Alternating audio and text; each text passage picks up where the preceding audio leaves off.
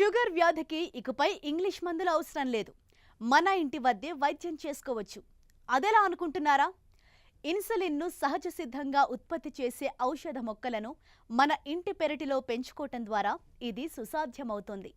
ప్రస్తుతం kitchen garden, terrace గార్డెన్లను పెంచే నగరవాసులను కూడా ఈ ఔషధ మొక్కల పెంపకాన్ని ప్రోత్సహిస్తున్నారు శాస్త్రవేత్తలు. 3 రకాల ఔషధ మొక్కల ద్వారా మధుమేహానికి అడ్డుకట్ట వేయవచ్చని సూచిస్తున్నారు ఖమ్మం జిల్లా అశ్వరావుపేట ఉద్యాన కళాశాల శాస్త్రవేత్త. కళాశాల ప్రాంగణంలో ఈ మొక్కలను పెంచి అందిస్తున్నారు. ఆ వివరాలు ఇప్పుడు చూద్దాం.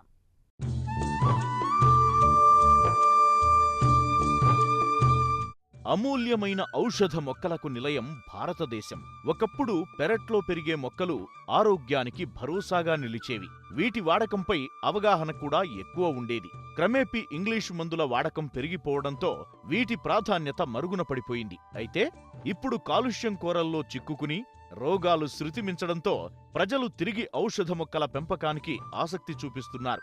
ముఖ్యంగా 100కి 10 మందిని షుగర్ వ్యాధి పట్టిపీడిస్తున్న నేపథ్యంలో దీనికి అడ్డుకట్ట వేసేందుకు తిరిగి ఔషధ మొక్కలు వెలుగులోకొచ్చాయి. వీటిలో ఇన్సులిన్ మొక్కగా పిలిచే కోస్టస్ ఇగ్నేస్, పొడపత్రి లేదా మధునాసి, స్టీవియా మొక్కలు ప్రధానమైనవి. వీటిని ఖమ్మం జిల్లా అశ్వారావుపేట వ్యవసాయ కళాశాల ప్రాంగణంలో పెంచి నలుగురికి ఈ మొక్కలను అందించేందుకు నడుం బిగించారు ఉద్యాన శాస్త్రవేత్త డాక్టర్ ఐవిఎస్ రెడ్డి. ఇటీవల కాలంలో మనం గమనించినట్లయితే మధుమేహ వ్యాధిగ్రస్తులు పెరిగిపోతున్నారు. చక్కెర శాతాలను తగ్గించుకోవడానికి, అదుపులో ఉంచుకోవడానికి ప్రతిరోజు కూడా ఉదయం ఒక ట్యాబ్లెట్, సాయంత్రం ఒక ట్యాబ్లెట్ తీసుకుంటారు. ఇంకా తీవ్ర స్థాయిలో ఉన్నట్లయితే ఇన్సులిన్ ఇంజెక్షన్లు తీసుకునే స్థాయి కూడా ఉంది. అయితే వీటి వల్ల దేహంలోని ఆర్గాన్స్ చెడిపోవటము లేదా అనేక సైడ్ ఎఫెక్టులు రావటం జరుగుతుంది. వీటి నియంత్రణ కోసం ఇటీవల కాలంలో ఔషధ మొక్కలను ప్రత్యక్షంగా, అంటే ఎలాంటి కల్తీలు లేకుండా డైరెక్ట్గా వాడటం వల్ల వారి ఆరోగ్యం, ముఖ్యంగా షుగర్ లెవెల్స్ అదుపులో ఉంటాయి. వాటిలో ముఖ్యమైన మొక్క ఇన్సులిన్ మొక్క. దీన్నే కోస్టస్ ఇగ్నియస్ అని అంటారు అనమాట. ఈ మొక్క ఆకుని పరగడుపున ఉదయము, సాయంత్రము 4-5 గంటల మధ్య తీసుకున్నట్లయితే వారి దేహంలోని షుగర్స్, అంటే చక్కెరలు అదుపులో ఉంటాయి. దీనివల్ల ఎలాంటి సైడ్ ఎఫెక్ట్స్ కూడా ఉండవు.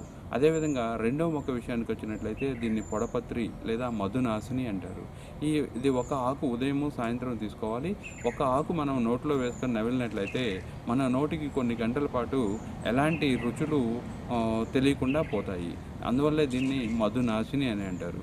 దీనిలో ఉన్న జిమ్నిక్ ఆమ్లం ఏ, జిమ్నిక్ ఆమ్లం బి, జిమ్నిక్ ఆమ్లం సి ఈ దేహంలోని రక్తం లోపలి చక్కెరలను అదుపులో ఉండేటట్లు చేస్తుంది. ఇది ప్రపంచవ్యాప్తంగా గుర్తింపు పొందినది. అదేవిధంగా మూడో మొక్క విషయానికి వచ్చినట్లయితే స్టీవియా రిబౌడియానా అని అంటారు. దీనిలో స్టీవియోసైడ్ అండ్ రిబౌడియోసైడ్ అనే 2 ఆల్కలాయిడ్స్ ఉంటాయి. దీన్ని మధుపత్రి అంటే తీయటి మొక్కగా మనం పేర్కొనవచ్చు. ఎందుకంటే ముఖ్యంగా మధుమేహ వ్యాధిగ్రస్తులు వారి ఆహారంలో ఎలాంటి చక్కెరలు తీసుకోవడానికి అవకాశం లేదు. ఇలాంటి సమయంలో ఈ స్టీవియా నుంచి తయారు చేసిన పొడిని కానీ, లేదా డైరెక్ట్గా ఆకును కానీ, లేదా ఎండబెట్టించి ఆకుల్ని కానీ వాటితో తయారు చేసిన ద్రావణంను ఈ టీ, కాఫీల్లో కలుపుకొని వారు స్వీకరించవచ్చు. ఎందువలనంటే ఫ్రెష్ ఆకు కూడా 20 నుంచి 30 రెట్లు, అంటే పంచదారతో పోలిస్తే 20 నుంచి 30 రెట్లు తీయగా ఉంటుంది. అదేవిధంగా దీని నుంచి తయారు చేసిన పొడి అయితే 200 నుంచి 30 రెట్లు పంచదార కంటే తీయగా ఉంటుంది. అదేవిధంగా ఇది 0 క్యాలరీ, అంటే ఇది ఎంత తీసుకున్నా కానీ మన దేహంలోని రక్తంలో ఎలాంటి చక్కెరలు పేరుకుపోవు. దానివల్ల 0 క్యాలరీగా చెప్పుకోవచ్చు. ప్రపంచవ్యాప్తంగా ఈ స్టీవియాకు ఇటీవల గుర్తింపు వస్తుంది.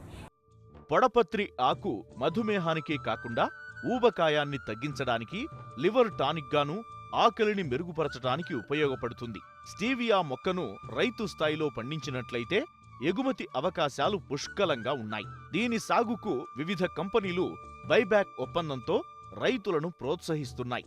ఈ ఔషధ మొక్కలను వాటి స్వభావాన్ని బట్టి కాండపు మొక్కల ప్రవర్ధనం లేదా వేరు పిలకల ద్వారా సులభంగా అభివృద్ధి చేసుకోవచ్చు. పెరటి వైద్యంలో ఇవి కీలక పాత్ర పోషిస్తాయని డాక్టర్ ఐవిఎస్ రెడ్డి చెబుతున్నారు. మన వ్యవసాయ కళాశాలలోని పెరడులో ఈ 3 మొక్కల్ని వివిధ ప్రాంతాల నుంచి సేకరించి వాటిని మల్టిప్లై చేసి అందరికీ అందిస్తున్నాం. ముఖ్యంగా కోస్టస్ ఇగ్నియస్ విషయానికి వచ్చినట్లయితే మనం ఒక చిన్న మొక్క నాటుకున్నట్లయితే కొన్ని నెలల్లోనే అది శాఖోపశాఖలుగా పెరిగి ఎక్కువ మొక్కలు తయారవుతాయి. వాటిని మనం తీసి పాలీ బ్యాగ్లో పెంచి అందిస్తాము. అదేవిధంగా పొడపత్రి విషయానికి వచ్చినట్లయితే ఇది తీగజాతి మొక్క, దేనికైనా అల్లుకుంటుంది. దాని నుంచి వచ్చిన కొమ్మలను కత్తిరించి వాటిని పాలీ బ్యాగుల్లో పెంచి అందరికీ అందిస్తాము. అదే స్టీవియా విషయానికి వచ్చినట్లయితే ఇది కొంచెము అంత వేగంగా పెరగదు కాబట్టి ముఖ్యంగా జనవరి, ఫిబ్రవరి మాసాల్లో వీటి నుంచి కత్తిరింపులు తీసి వాటిని పాలీ బ్యాగుల్లో పెంచి ఇతరులకు అందిస్తాం అన్నమాట.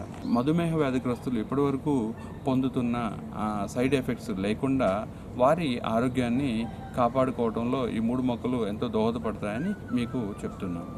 అంతరించిపోతున్న ఔషధ సంపత్తి తిరిగి తన విశిష్టతను నిలబెట్టుకుంటోంది. ప్రభుత్వం ఉచితంగా ఈ మొక్కలను పంపిణీ చేసినట్లయితే ప్రజల్లో వీటిపై మరింత అవగాహన పెరిగి భావితరాలకు మేలు జరుగుతుంది.